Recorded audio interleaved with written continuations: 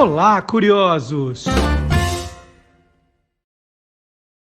Boa noite, curiosos! A televisão brasileira irá completar amanhã 70 anos de vida. E para fazer já esse esquenta para amanhã, eu vou dar o meu boa noite ao Magalhães Júnior, um dos maiores especialistas em televisão do país. Boa noite, Maga, tudo bom? Boa noite, Marcelo. Boa noite aos curiosos que estão conosco.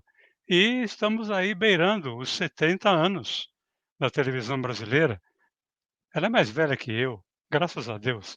E eu Alguém aqui também. é. E eu também. Então vamos lá para a vinheta do Magalhães Júnior.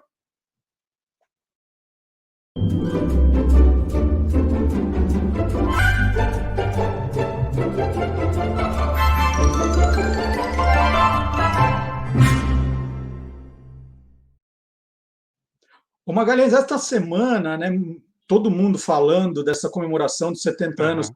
da televisão, documentários especiais na televisão, especialistas sendo ouvidos, e muita gente falou, né, que todo mundo falando assim, poxa, as crianças agora estão abandonando a televisão, não vem mais televisão, e aí muita gente falando, olha, mas é que a televisão também abandonou as crianças, né? E para a televisão voltar a ser o que era, ela precisa voltar com a programação infantil também, que sempre teve uma importância muito grande. Você contou algumas histórias no Uhum. especial que nós fizemos sábado passado, que, aliás, está aqui no canal, para quem não viu, foi um programa inteirinho dedicado à televisão, e você falou um pouco dessa programação. No começo, a televisão pensava nas crianças sim, não era? Pensava em muito, Marcelo, né? E existe um programa em especial que ele foi criado justamente pensando na criança e pensando na cultura para a criança. Eu estou falando do Sítio do Pica-Pau Amarelo. Eh, eu posso dizer que eu vi esse programa. Eu nasci em 53. Quando eu nasci, esse programa já estava no ar. Então eu vi esse programa ao vivo. O Sítio do Pica-Pau Amarelo, ele estreou na TV Tupi, canal 3 de São Paulo, em 3 de junho de 1952. E ele ficou no ar até outubro de 56.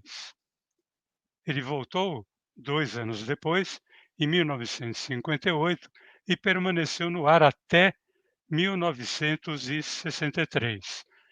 Eu sei que o Sítio do Pica-Pau Amarelo depois foi exibido por outras emissoras, mas eu queria me reportar a esse início da televisão brasileira, que coincide com essa preocupação com a criança, com a cultura da criança, né.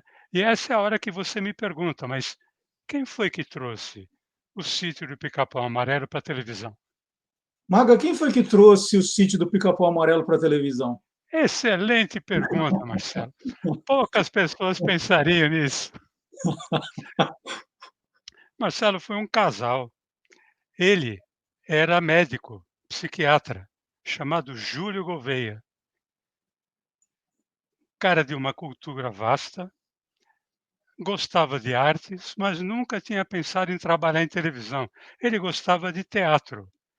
E a sua esposa, a Tatiana Belinki, que era russa, uma mulher inteligentíssima, ela era, por exemplo, tradutora e intérprete de russo, inglês e francês. E esse casal, ele ele tinha uma preocupação com a cultura infantil. E pelos contatos que eles tinham, eles foram convidados pela, Secretaria Municipal de Cultura da cidade de São Paulo para desenvolver um projeto, para montar um grupo teatral que pudesse levar o teatro às crianças por toda a cidade. Então, por meio do Júlio Gouveia, da Tatiana Belink e mais alguns amigos, surgiu o Teatro Escola de São Paulo, que tinha essa finalidade, levar o teatro a todas as crianças da cidade. E eles fizeram isso no finalzinho dos anos 40, ali por 48, 49.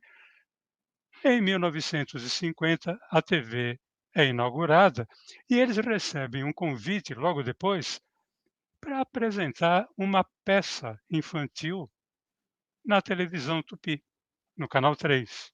Uhum. Eles montam ali com aquele elenco que eles tinham, todo com amadores, e o resultado é tão bom que a TV Tupi pede para que, uma vez por semana, eles apresentassem uma peça diferente.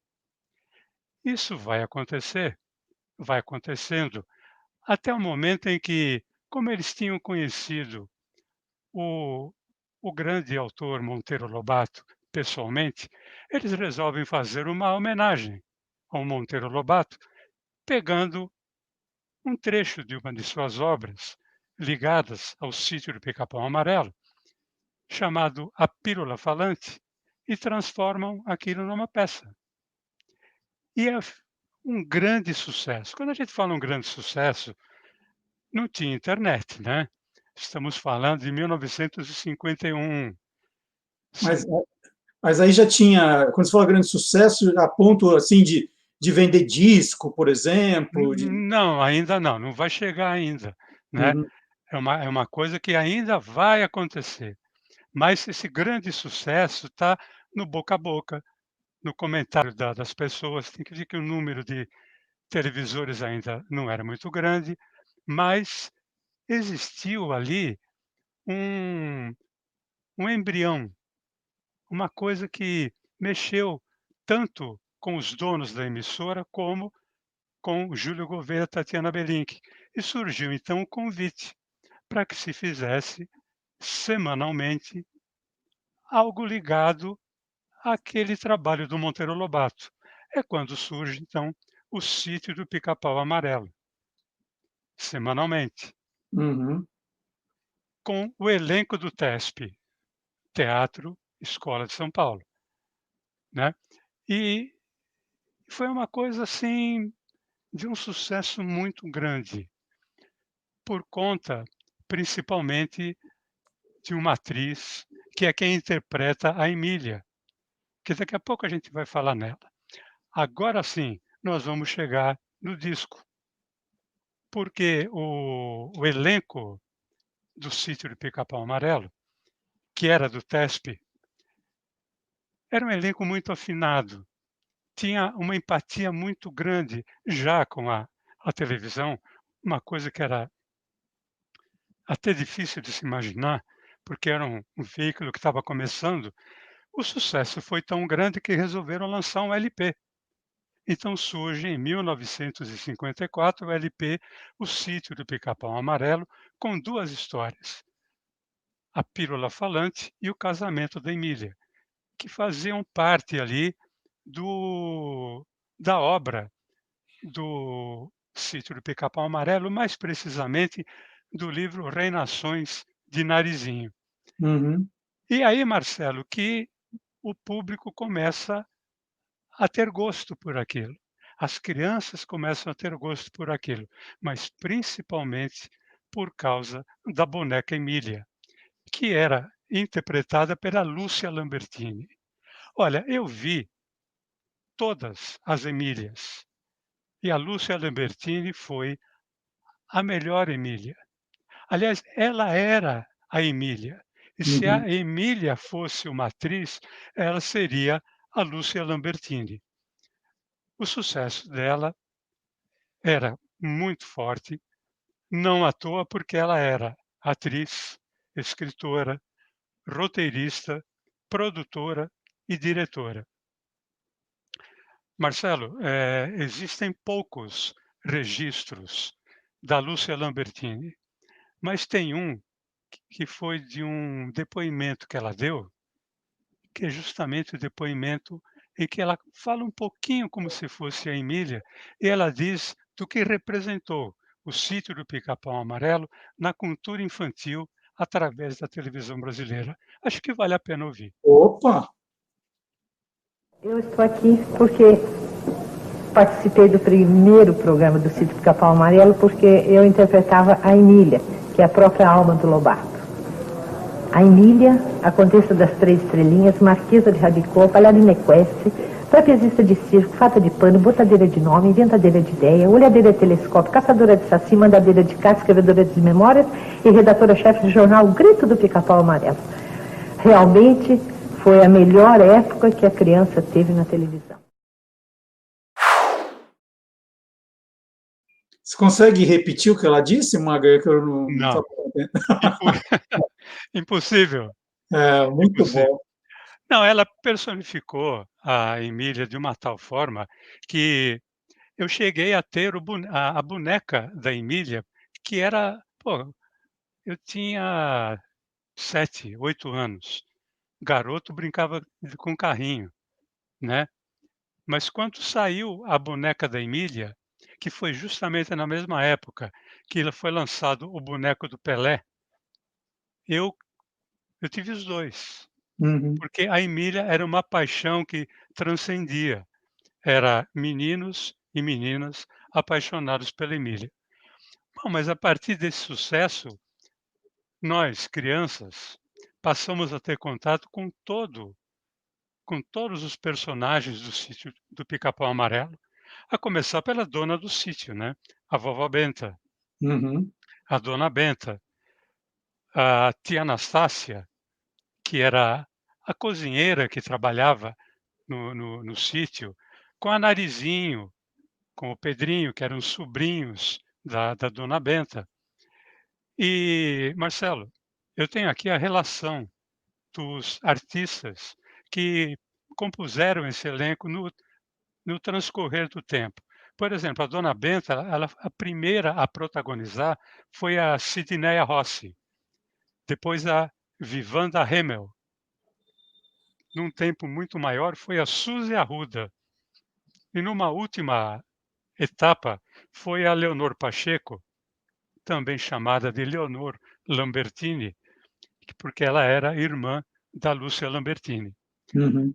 Já a tia Anastácia, ela foi interpretada pela Benedita Rodrigues durante a série inteira. Em todos os episódios, foi a Benedita quem interpretou a tia Anastácia, com aqueles quitutes maravilhosos que só ela sabia fazer. A Narizinho teve um períodozinho ali de 1952 a 53, que foi interpretada pela Lídia Rosenberg, mas até o final ela foi sempre interpretada pela Edith R., que tinha mesmo um narizinho arrebitadinho. O Pedrinho, que era primo da Narizinho, começou sendo interpretado pelo Sérgio Rosenberg, depois pelo Julinho Simões, uma maior parte do tempo pelo ator Davi José e numa última etapa pelo Najib Anderaus, ou Anderaos. Uhum. E aí me falam, existe vídeo disso? Não tem vídeo daquela época, até porque quando começou o Sítio do Pica-Pau Amarelo não existia tape.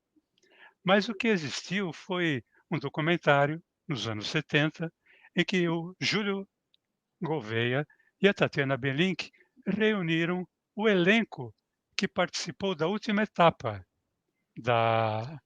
do Sítio do Pica-Pau Amarelo, já infelizmente sem a Lúcia Lambertini, que já havia falecido. E eles montaram, como se fosse uma radionovela, todo mundo com o texto na mão, uma cena dos tempos do Sítio de Pica-Pau Amarelo. Vale muito a pena a gente assistir. Com certeza, vamos ver. Vamos nessa? Pode começar, tia Anastácia.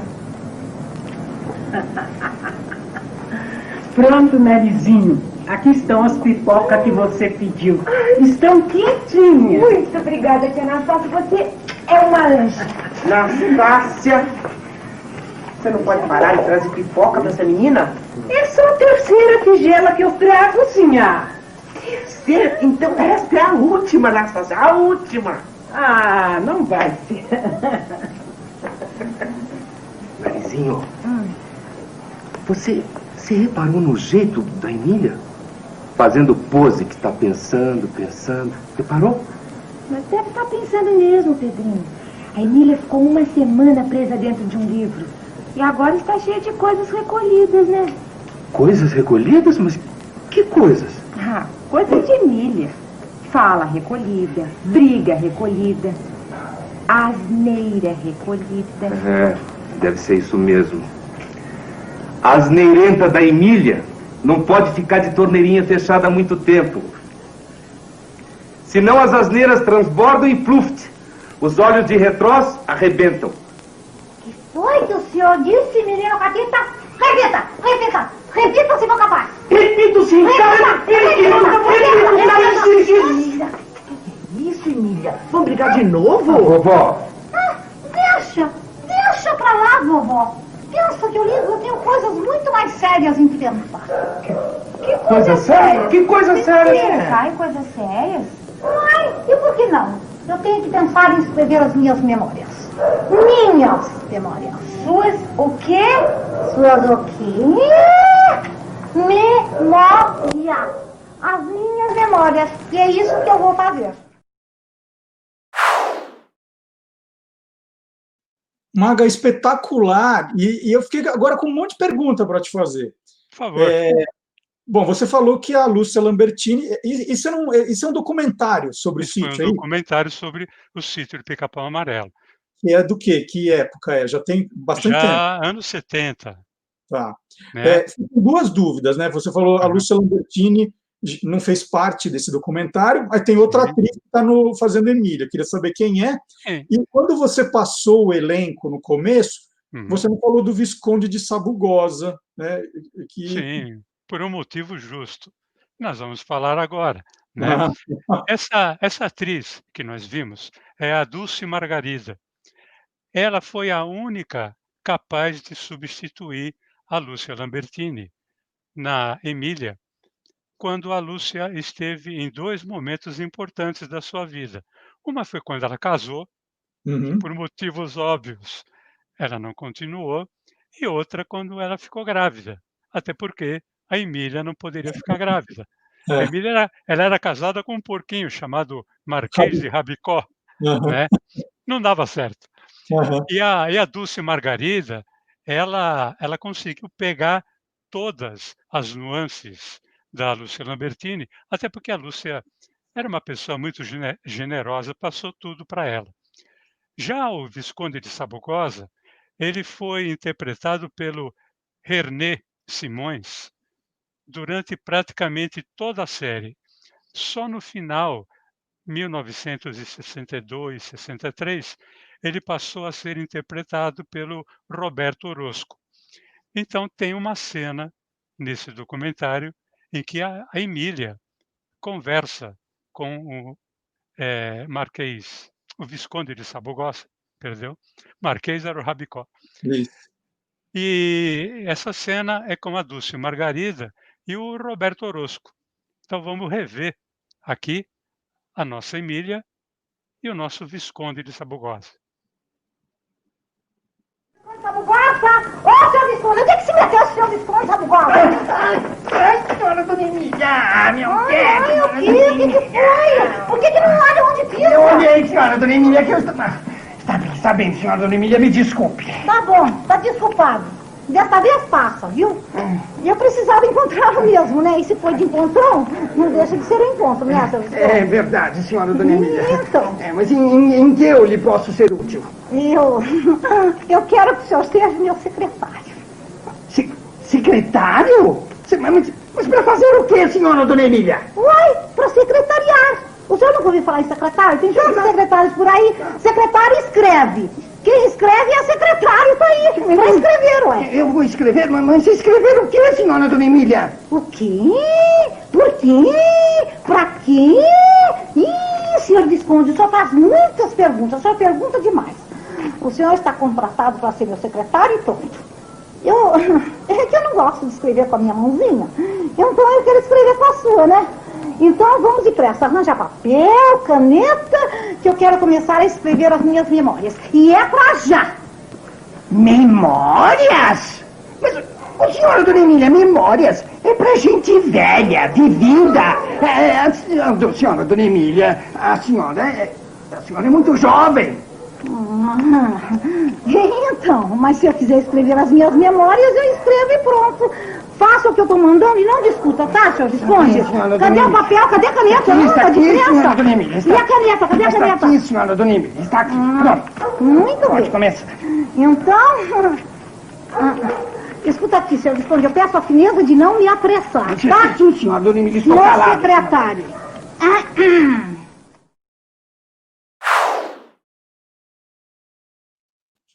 É engraçada a quantidade de cachorro que tinha no set, né? Au, au, au, au. Era um no sítio, era um sítio, né? Ô, Maga, a Emília falou tanto aí do escrever e escrever. Quem fazia os roteiros dos episódios? Quem escrevia? Olha, quem começou escrevendo foi o Júlio Gouveia, né? E tanto o Júlio como a Tatiana, eles tinham uma preocupação muito grande em passar cultura, realmente, para as crianças. Tanto é que eram verdadeiras aulas os episódios. Até porque a obra do Monteiro Lobato também era assim, né? Tinha a geografia da Emília, aritmética da Emília, né? Eu, por exemplo, sério, aprendi geografia lendo os livros do Monteiro Lobato. Uhum. Inclusive o elenco foi convidado, o elenco do Rio de Janeiro foi convidado pelo ministro da Cultura, para o ministro da Educação, perdão, para ser recebido. Uma coisa impensável hoje, não é, você não acha, Marcelo? Eu Né? acho. O pessoal da cultura Bem, né, se bem. preocupar. Mas você perguntou quem é que escrevia. Era o Júlio Gouveia. A Tatiana Belin, que nunca tinha escrito. Mas depois ela passou a escrever. E eu acho que ninguém melhor do que o próprio Júlio Gouveia, também nesse documentário, explicar como é que ele e a esposa passaram inicialmente a dividir e depois ele praticamente passar o bastão para a esposa na escrita dos episódios. Tatiana, de início, se recusava a escrever. Ela achava que ela não sabia, que nunca tinha feito e tal, e coisa. Quer dizer, não tinha aquela irresponsabilidade, leviandade que eu tinha, vamos fazer. E aí, um belo dia, no terceiro episódio do Sítio, do Lobato, eu estava na máquina. Quando faltava mais ou menos meia página para terminar, meia página eu quero dizer porque era o tempo que nós tínhamos, porque quando começou era um programa de 45 minutos. Era um programa de teatro de 45 minutos, não era brincadeira. E nós ainda tínhamos as fábulas animadas, então era, se não me engano, era terças-feiras e quintas-feiras. Eu parei no meio de uma página e chamei: Tatiana, agora você acaba. Estou cansado, não tenho mais ideia, não sei como terminar. E ela terminou. E daí para frente era ela quem escrevia. Começou a escrever muito melhor do que eu, e principalmente muito mais depressa do que eu. Ela chegou a coisa assim fantástica de um recorde de datilografar uma peça no stencil no tempo exato da duração do espetáculo.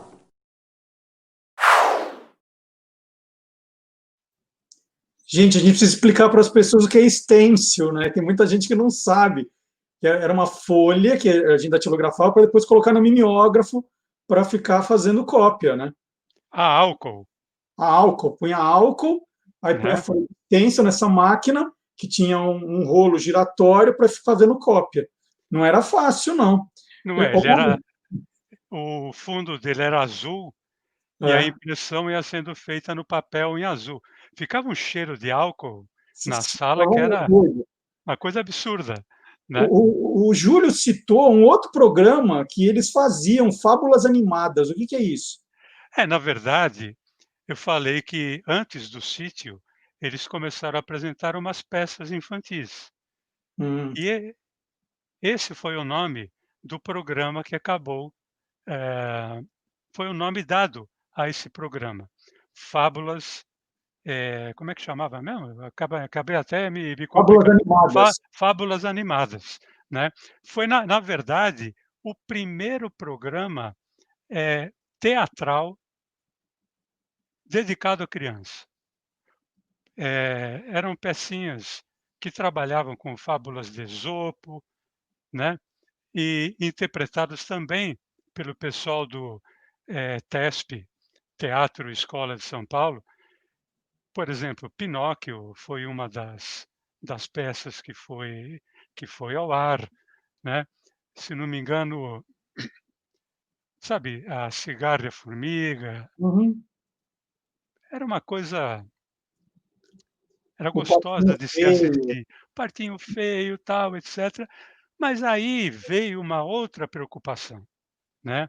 Porque tinha as histórias para as crianças. Esse programa Fábulas Animadas ficou no ar de 1952, foi um pouquinho antes, né, do Sítio do Pica-Pau Amarelo, até 1956.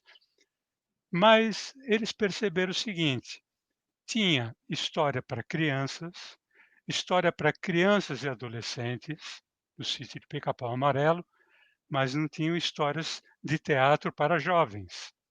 E Uhum. a Rede Tupi, a TV Tupi, não era a rede, tinha começado com 2 teatros adultos, que era o Grande Teatro Tupi e o famoso TV de Vanguarda. Os 2 serão apresentados aqui no futuro. Então eles pensaram o seguinte: vamos fazer também um teatro para jovens, nem temas tão infantis e nem temas tão carregados. Surge então, o nome o início o nome era o Era Uma Vez. Pô, Era Uma Vez é história de criança, Uhum. mas logo depois eles passaram para Teatro da Juventude. E ali eles fizeram A Bela e a Fera, fizeram O Urso de Tchekov, né? Fizeram O Menino e o Livro, fizeram A Vida do Monteiro Lobato, fizeram inclusive, Marcelo, Os 10 Mandamentos. Aí sim, hein? Agora, quando fala em Os 10 Mandamentos, e quem assistiu o filme sabe, né, que tem aquele momento em que o mar se abre e tal, etc. Você sabe que foi feito isso em Sério? 1950 e pouco, TV ao vivo? Então, mas eu não vou o mar abriu e fechou. Tá. Mas vamos deixar para Tatiana Belinque explicar como é que foi. Para a tropa lá do exército passar. Bom, para se abrir, a bolada não foi tão complicada assim. Eu me lembrei. Eu escrevia os scripts e de vez em quando punha lá uma ideia lá, faz assim. Sugiro que faça assim. Então a sugestão foi pegar 2 caixas d'água, filmar em cenário neutro, derramar as 2 águas no filme e depois passar o filme ao contrário, então as águas se abrindo. Sobre um cenário neutro, em superposição com a câmera de TV e o pessoal passando. Então isso foi fácil. Mesmo porque em preto e branco, não havia cor naquele tempo, o filme em preto e branco, a imagem do estúdio em preto e branco era quase igual, não dava para perceber que era filme. E a superposição perfeita do lugar vazio funcionou lindamente. Agora, quando os egípcios correm atrás dos hebreus e o mar se fecha em cima deles, isso já foi um pouco mais complicado, porque tinham que ficar molhados mesmo. E isso foi feito da seguinte forma: havia 3 estúdios na Tupi e um corredor de 10 metros, que era uma entrada de caminhão, que dava para a rua.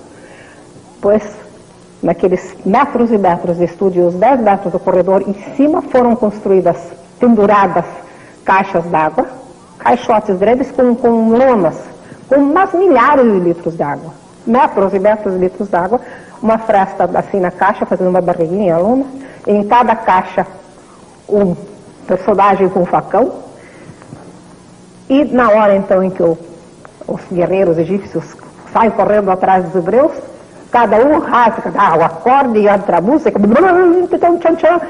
corta todas aquelas lomas e a água inundamos 3 estúdios e um corredor de 10 metros. Molhamos todo mundo e saiu maravilhoso.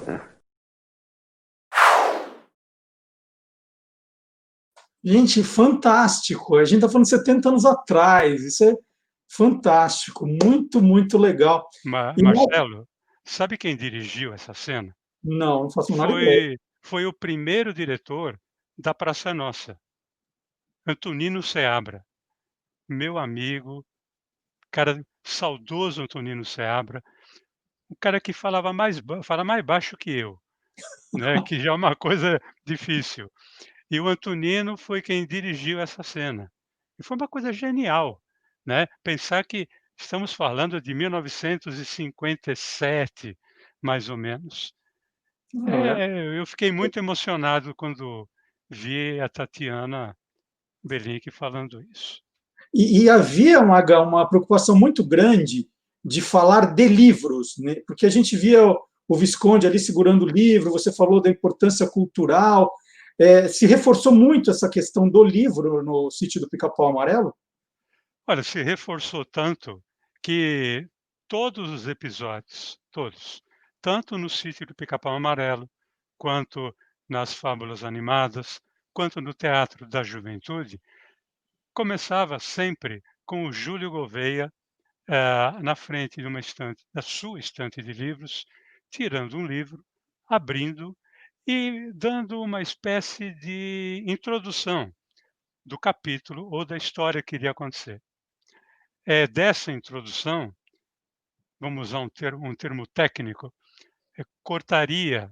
cortava, né, para a cena, o episódio ou capítulo se desencadeava e no final voltava para o livro, ele fechava, e aí tinha uma coisa que era própria do Júlio Gouveia.